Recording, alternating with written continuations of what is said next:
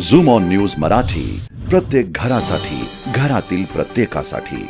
माझ्यासोबत राष्ट्रवादी ओबीसी सेलचे प्रदेश अध्यक्ष श्री ईश्वर बलबुद्धेजी आणि राजा राजापूरकर देखील या ठिकाणी उपस्थित आहेत.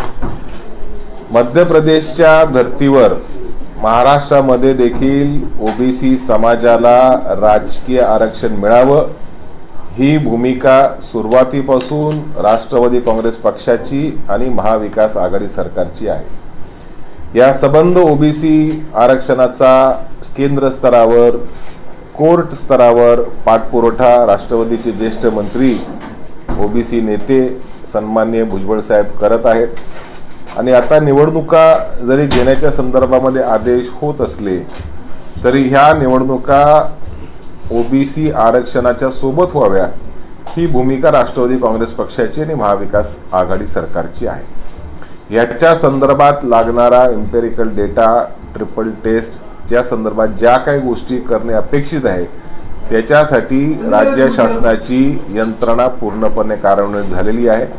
कुठल्याच प्रकारे ओबीसी समाजाला वगळून निवडणुका होऊ नये ही भूमिका आमच्या पक्षाची आणि महाविकास आघाडी सरकारची आहे. राज्यामधील विशेष करून राष्ट्रवादी काँग्रेस पक्षाला मानणारा जो ओबीसी वर्ग आहे त्याचा एक महामेळावा उद्या 25 तारखेला यशवंतराव चव्हाण प्रतिष्ठान येथे सकाळी 10 वाजल्यापासून ते दुपारी 2 पर्यंत हा मेळावा घेण्यात येणार आहे. या मेळाव्याचं आयोजन आमचे ओबीसी सेलचे प्रदेश अध्यक्ष ईश्वर बलबुद्धे आणि त्यांचे सर्व पदाधिकाऱ्यांनी केलेलं आहे.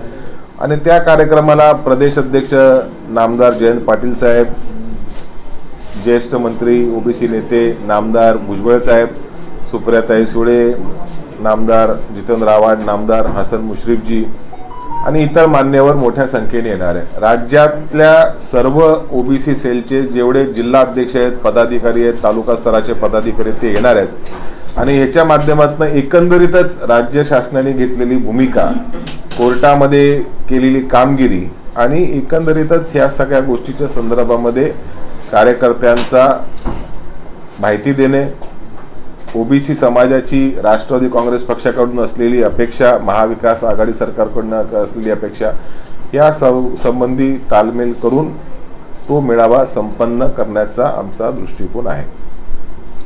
आज सकाळपासून एक आरोप राष्ट्रवादी काँग्रेस पक्षावर होतोय. तो आरोप म्हणजे मनसेचे प्रमुख श्री राज ठाकरे साहेब यांचा जो अयोध्या दौरा रद्द झाला आणि तो रद्द होण्याच्या मागे जी सूत्र होती ती महाराष्ट्रातनं हलवली गेली. मनसेच्या काही पदाधिकाऱ्यांनी पवारसाहेब, खासदार सुप्रियाताई सुळे आणि भारतीय जनता पार्टीचे खासदार ब्रिजभूषण शरण सिंग यांचा एक फोटो ट्विट करत तो स्तुत्वाच तशा पद्धतीने केला.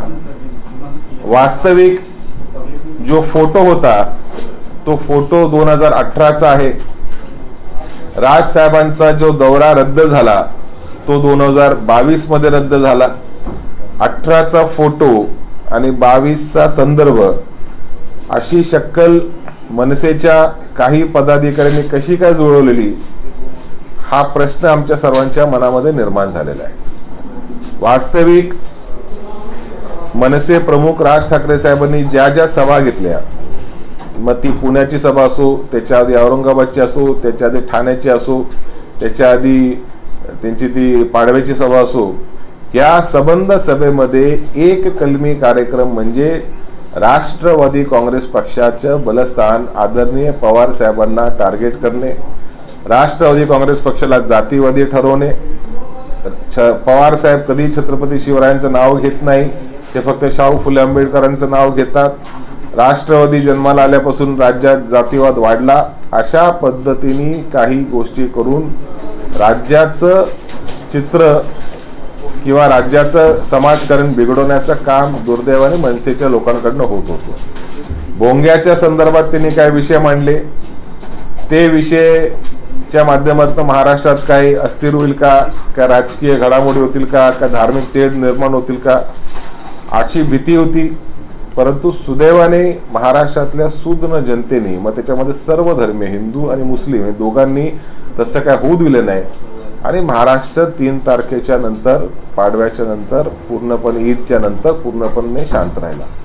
आज जो संदर्भ मनसेच्या काही प्रमुखांनी, काही कार्यकर्त्यांनी ब्रिजभूषणचा फोटो, पवार साहेबांच्या सोबतचा फोटो हा ट्विट करून राज ठाकरेंचा रद्द झालेला दौरा ह्याच्या मागे राष्ट्रवादी जबाबदार आहे असा जो एक आरोप केला तो पूर्णपणे चुकीचा आहे, तो पूर्णपणे बुणबुड्याचा आहे.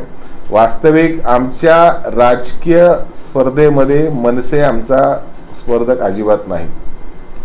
मनसे ज्या स्थापन झालं तेव्हा त्याचे 14 आमदार होते, आता त्याचे एकच आमदार राहिलेला आहे. महाराष्ट्राच्या पॉलिटिकल स्पेसमध्ये मनसेला महत्त्व उरलेलं नाही आणि त्याच्यामुळे प्रत्येक वेळेला वेगळी वेगळी बदलती भूमिका मनसेच्या प्रमुखांनी आणि मनसेच्या कार्यकर्त्यांनी स्वीकारलेली आहे. कालच्या संदर्भामध्ये वास्तविक भगवी शॉल परिधान केल्याच्या नंतर नव हिंदू नायक ही नवीन उपाधी मनसे प्रमुखांनी स्वतःला चिटकवून घेतल्यानंतर त्यांच्या पॉलिटिकल स्पेसमध्ये भारतीय जनता पार्टी असल्यामुळे भारतीय जनता पार्टीकडनं हा डाव आखण्यात आला, ज्याची थेट कबुली काल खासदार ब्रिजभूषण सिंग यांनी दिली की भारतीय जनता पार्टीच्या सांगण्यावरनं मी असं केलं.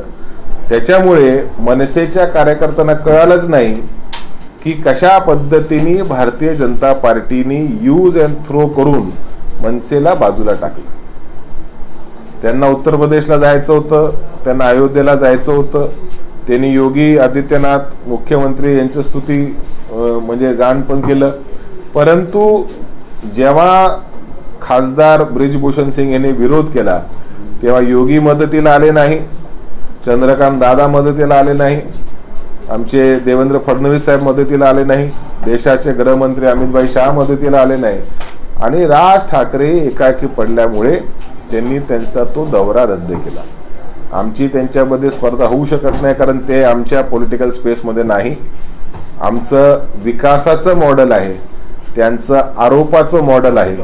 त्यांच्याकडे महाराष्ट्राच्या विकासाची ब्लूप्रिंट कदाचित असेल, त्यांनी कुठल्या तरी वेबसाईटवर टाकलेली आहे, परंतु ती ब्लूप्रिंट कधीच अंमलात आणली नाही किंवा त्या ब्लूप्रिंटच्या माध्यमातून ना नाशिकमध्ये ना कल्याण डोंबिवलीमध्ये जिकडे जिकडे त्यांची सत्ता होती किंवा बहुसंख्य नगरसेवक होते त्याच्यामध्ये कुठेच त्यांनी काम केलं नाही. आणि म्हणूनच स्थानिक स्वराज्याच्या ह्या जागांमध्ये जिकडे एकेकाळी त्यांचं बलस्थान होतं त्या परिसरातल्या लोकांनी त्यांना नाकारलेलं आहे. त्याच्यामुळे त्यांची आणि आमची तुलना आणि स्पर्धा होऊ शकत नाही. आमच्याकडे विकासाची ब्लूप्रिंट कृतीमध्ये केलेली आहे. जे आम्ही बोललो त्याच्यापेक्षा अधिकचं काम आमच्या नगरपालिका, महापालिका किंवा आमच्या विभागातल्या मंत्र्यांच्या माध्यमातून झालेला आहे. हा जो आरोप केला गेला हा पूर्णपणे चुकीचा आहे असं मला सांगायचं आहे. सर, हिंदी में बता दीजिए कि आज सुबह से एमएनएस प्रवक्ताओं ने एक फोटो वायरल की है. वायरल फोटो में एनसीपी चीफ दिख रहे हैं, साथ ही साथ ब्रिजभूषण सिंह दिखाई दे रहे हैं. अब उनका आरोप है कि ये पूरी तरीके से ट्रैप था, फंसाने की कोशिश थी, वक्त रहते राज साहब समझ गए और इनके जाल में फंसे नहीं. स्पष्टीकरण आपका क्या है? 2018 का ब्रिजभूषण सांसद जो है उनका फोटो आदरणीय पवार साहब के साथ, सांसद हमारी सुप्रिया सुले जी के साथ वो फोटो उन्होंने ट्वीट किया. उस ट्वीट के माध्यम से ऐसा संदर्भ जोड़ने का प्रयत्न किया जा रहा है कि 2018 का फोटो और 2022 में जो राज ठाकरे साहब का जो दौरा रद्द हुआ उसके बीच में कोई कनेक्शन है. अभी मनसे के जो प्रवक्ता हैं या उनके कार्यकर्ता हैं उनकी इंटेलेक्चुअल कैपेसिटी पे मुझे कोई शंका नहीं है और इसीलिए शायद इस प्रकार का एक संबंध वो पुराने फोटो के साथ जोड़ने का उन्होंने शायद एक प्रयत्न किया होगा. लेकिन उनको एक चीज अभी तक समझ में नहीं आई कि भारतीय जनता पार्टी ने राज साहब का यूज एंड थ्रो करके पूरी तरह से गेम कर दिया. सर, एक ये स्पष्टीकरण दे दीजिए कि आपने कहा कि 4 साल पुरानी फोटो है, कहाँ की फोटो है, क्या प्रोग्राम था जरा? नहीं, ये फोटो कुश्ती स्पर्धा की है. पवार साहब कुश्ती परिषद के अध्यक्ष हैं. ब्रिजभूषण सिंह जी वो भी अपने प्रांत के कुश्ती स्पर्धा से संबंधित कुछ पदाधिकारी हैं और पवार साहब के साथ इनका ही नहीं लेकिन देश के अलग अलग नेताओं का खुद प्रधानमंत्री महोदय जी का, गृह मंत्री महोदय जी का, संरक्षण मंत्री महोदय जी का और दूसरी जो अन्य दल है उनके भी नेताओं का अलग अलग मंच पे अलग अलग तस्वीरें, खुद राज ठाकरे जी के साथ भी है। लेकिन राज ठाकरे जी के साथ तस्वीर होने के बाद उन्होंने तो इतना बड़ा इंटरव्यू लिया था पवार साहब का पूना में, उसके बाद भी हमारी कोई उनके साथ पॉलिटिकल अंडरस्टैंडिंग नहीं है। राज ठाकरे जी तो हम पे आरोप कर रहे हैं कि जातिवादी पक्ष है, ये छत्रपति शिवाजी महाराज का नाम नहीं लेते, ये शाहू फुले अम्बेडकर का नाम लेते हैं। तो उनको जो उनको ठीक समझ में आया उन्होंने किया, लेकिन भारतीय जनता पार्टी ने ही मनसे का गेम किया, उनको उत्तर प्रदेश के दौरे से वंचित रखा और भारतीय जनता पार्टी का कोई भी नेता, चाहे वो हमारे भूतपूर्व मुख्यमंत्री देवेंद्र फडणवीस साहब हो, चाहे वो चंद्रकांत दादा पाटिल हो, चाहे देश के गृह मंत्री हो या उत्तर प्रदेश के मुख्यमंत्री योगी आदित्यनाथ जी हो, एक भी भारतीय जनता पार्टी का नेता इस चीज को रोकने के लिए या मध्यस्थी करने के लिए या राज ठाकरे जी का दौरा पूर्ण करने के लिए, मदद करने के लिए नहीं आया। मुझे समझ में नहीं आ रहा है कि जब ब्रिजभूषण जी खुद बोल रहे हैं कि भाजपा से बात करके मैंने उनका रोक लगाया, विरोध किया, तो मनसे के प्रवक्ता हम पे किस प्रकार का और क्यों आरोप करे, मुझे नहीं समझ में आया। सर एक इसी को लेकर वो लोकेशन मैं जानना चाहता हूँ कि 2018 में मतलब किस जिले में हुई थी, कौन सी जगह पे? मेरे ख्याल से मावड़ का फोटो है, लेकिन उसकी तफ्तीश में करके आपको बता दूंगा, ठीक मुझे जानकारी नहीं है उसके बाद। उसमें ये इन्वाइट किए गए थे। देखिए, पवार साहब अलग अलग संस्थाओं से भी जुड़े हैं, कोई राजनीतिक कार्यक्रम नहीं था। अगर दो विभिन्न पक्ष के नेता है तो राजनीतिक कार्यक्रम हो नहीं सकता, किसी संस्था का कार्यक्रम होगा जहाँ पे अधिकारी भी है, स्पोर्ट्स पर्सन भी है और अलग अलग पॉलिटिकल पार्टी के नेता भी हैं, तो राजनीतिक कार्यक्रम तो था ही नहीं ना वो।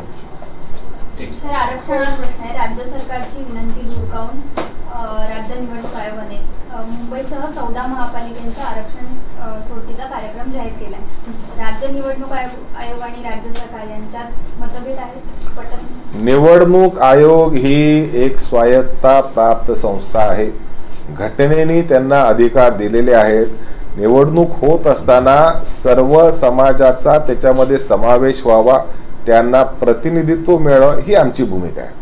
त्याच्यामुळे आम्ही निवडणूक आयोगालाही विनंती केली, आम्ही कोर्टालाही विनंती केली, आम्ही मागासवर्गीय आयोगालाही विनंती केली, आम्ही देशाच्या सरकारलाही विनंती केली की निवडणूक होत असताना त्याच्यावर तुम्ही ओबीसीच्या आरक्षणाचा जो संदर्भ आहे त्याच्यावर तुम्ही मार्ग काढा।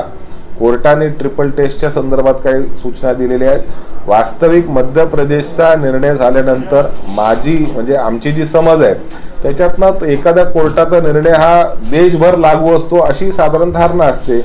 आता आमचाही प्रयत्न राहील की ज्या मुद्द्यांवर मध्य प्रदेशला रिलीफ मिळाला त्याच मुद्द्यांवर भविष्यात महाराष्ट्रालाही रिलीफ मिळावा आणि ओबीसी समाजाला राजकारणामध्ये प्रतिनिधित्व देण्यामध्ये आम्हाला यश मिळावं।